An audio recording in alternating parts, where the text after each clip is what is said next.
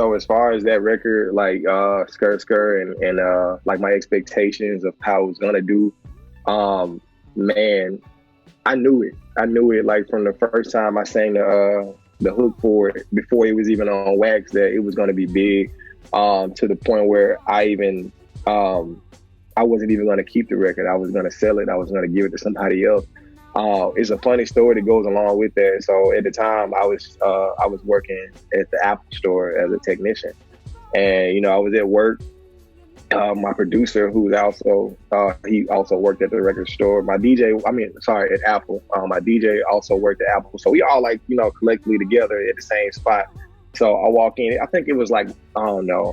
It was a holiday. I can't remember what holiday it was, but it was one of those holidays everybody barbecues on and nothing is going on. Absolutely no shit is going on that day. So he said, "You want to hear a beat?" I was like, "Yeah." He put the beat on, man, and the first thing that came to my head was Skrr Skrr. And then my DJ walked in and he was like, "Hey, you got to say it again, but you got to run it down the second time." And I was like, Skrr Skrr. He's like, yeah. And I was like, oh shit, So anyway, before you knew it, man, we had a room full of like my employees, my coworkers or whatever, and I was just kind of mumbling loud, "I'm gonna pull up on you," and everybody was like, Skrr Skrr. When I hit it with, I ain't had the words yet, but I knew I wanted the melody because I told you I just kind of mumble how I wanted it to sound. But everybody was like, Skrr Skrr. I was like, all right, cool, But then after that, I went home. I ain't think anything else about it. I came back to work the very next day, and one of my coworkers, she was like putting up some iPhones or some shit like that, like on the wall or whatever.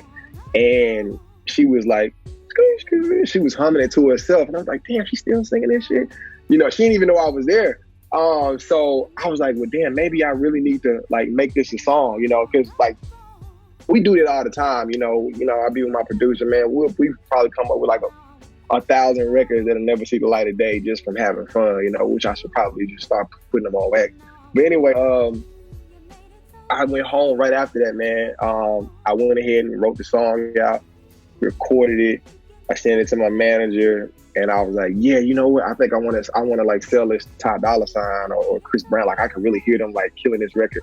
He's like, no, you got to keep that one. I'm telling you, that's the one, that's going to be big. And I'm like, I feel you. That's why I want to sell it though, And he's like, no, that's got to go on. That's got to go on your album. And at the time, The Last Cherry Blossom, which is what I was working on, was completely done. I was done. I was finished. Nothing else to be added. This is around maybe, I want to say August. No, it was around July 18, and it was supposed to come out October.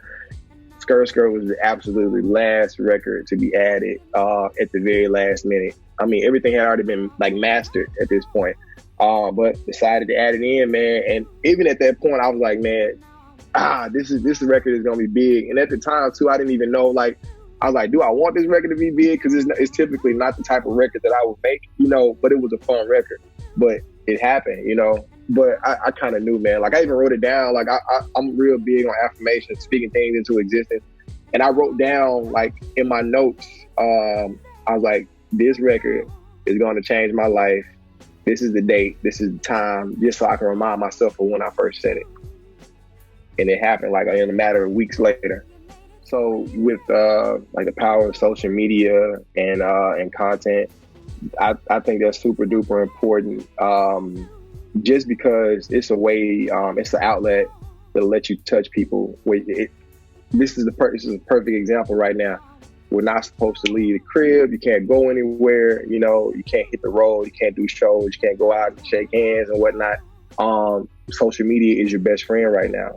You've been seeing it, like, even with the whole situation where all the DJs have been going live and playing records, things that Timbaland and Swizz Beatz are doing right now, where they're doing the versus battles and everything.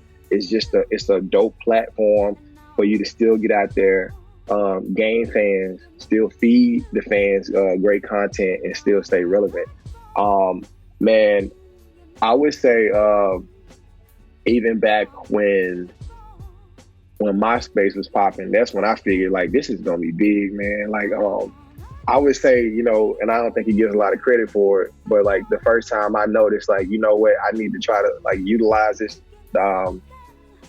as much as possible with Soulja Boy. When I saw what he was doing, what he was doing with YouTube and MySpace and everything pretty much.